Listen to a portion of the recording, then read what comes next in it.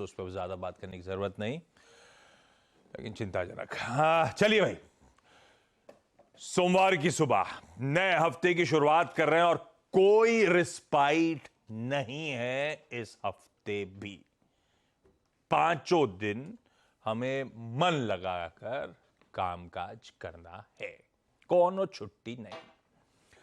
उल्टा action packed हफ्ता हमारा इंतजार कर रहा है और उसमें बाकी चीजें तो बाद में बात होती रहेगी। दो चीजें अप फ्रंट जो सबसे इंपॉर्टेंट इस हफ्ते, कल से आरबीआई की मॉनेटरी पॉलिसी कमेटी एमपीसी जो दरें तय करने का फैसला लेती है, उसकी 3 दिवसीय बैठक की शुरुआत हो जाएगी इस हफ्ते थर्सडे, जब हम वीकली एक्सपायरी कर रहे होंगे, तैयारी कर रहे होंगे।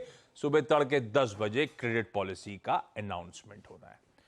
दूसरा और इक्वली इंपॉर्टेंट, यह वो हफ्ता था जब मॉनसून पहुंचना था केरला के तट पे। डिलेज बताए जा रहे हैं। इस हफ्ते मॉनसून की प्रोग्रेस पे बाजार पैनी नजर रखेगा। डिले या साथ साथ शॉर्टफॉल, दोनों का सरदर्द ध्यान रखें बना हुआ है।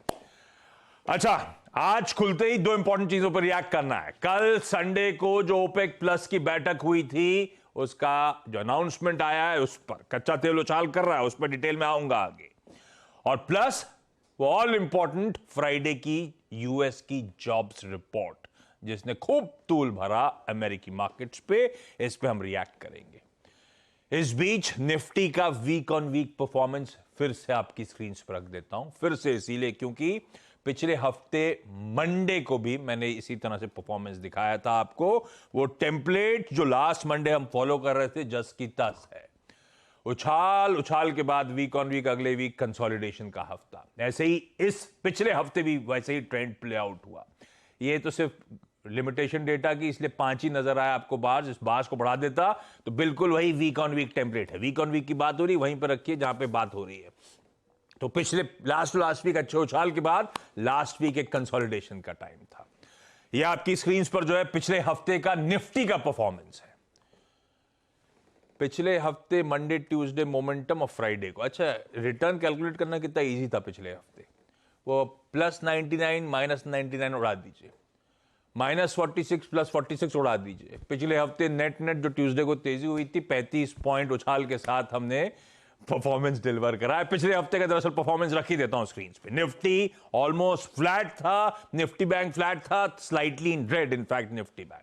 पिछले हफ्ते एफआईज ने 6,500 करोड़ रुपए का इंफ्यूजन करा, ये इंक्लूडिंग वो एमएससीआई के रीबैलेंसिंग के चलते जो पैसा आया था। और डीआईसी तरफ से एक सेलिंग का आंकड़ा, और क्विकली इंट्राडे निफ्टी भी दिखा देता हूं आपको फ्राइडे का। लार्जली दायरे में, पर उस दायरे में उठापटक के बीच कामकाज होता हुआ फ्राइडे को नजर आया है। आज के समीकरण, निफ्टी एसजीएक्स कह रहा है, सिंगापुर से जो क्यूज आ रहे हैं, हफ्ते की शुरुआत बढ़िया होगी। आधे % का उछाल, 90 अंकों की मजबूती के साथ कामकाज की शुरुआत होने के इंडिकेशंस। और अक्रॉस ग्लोब ऐसे ही सीन है। एशिया दिखाइएगा, सारा एशिया अच्छे मोमेंटम में आपको नजर आएगा। और वजह यह है लार्जली कि यूएस में फ्राइडे को बहुत तगड़ा सेशन था। तीनों बेंचमार्क स्क्रीन पर आएंगे। 1% से 2% का उछाल था। इस बार बस बदला इतना कि नैस्डैक 1% था, और जो गैप जो पिछले कई दिनों से लगाट था डाउ, उसने कैचअप करा। उसमें 2% की मजबूती थी। 700 अंक उछाल, जो मेरे ख्याल से जनवरी के बाद एक दिन में इतनी तेजी यूएस में डाउन ने नहीं करी। इनफैक्ट नैस्डैक जहां पे आके खड़ा हुआ है, अप्रैल 2022 के बाद हाईएस्ट लेवल्स हैं जहां पे आके नैस्डैक कामकाज करता हुआ नजर आया। और आज सुबह के फ्यूचर्स फ्राइडे की गजब की तेजी के बाद फ्लैट हैं, कंसोलिडेशन का मूड दिखा रहे हैं। ये है वो डिफरेंशियल जो एशिया बचा रहा है, जो हमें बचाना है। फ्राइडे को कहां क्लोज हुए थे यूएस के फ्यूचर्स, आज सुबह कहां खड़े हुए हैं। ये है तेजी जो डाइजेस्ट करनी। इसके पीछे का रीजन नीरज जी समझाएंगे आपको। वीरू बताएंगे कैसे निफ्टी बैंक में स्ट्रेटेजाइज करना है, और रजता बताएंगे सारे इंपॉर्टेंट स्टॉक्स इन न्यूज। क्या हो गया भैया, बहुत तेज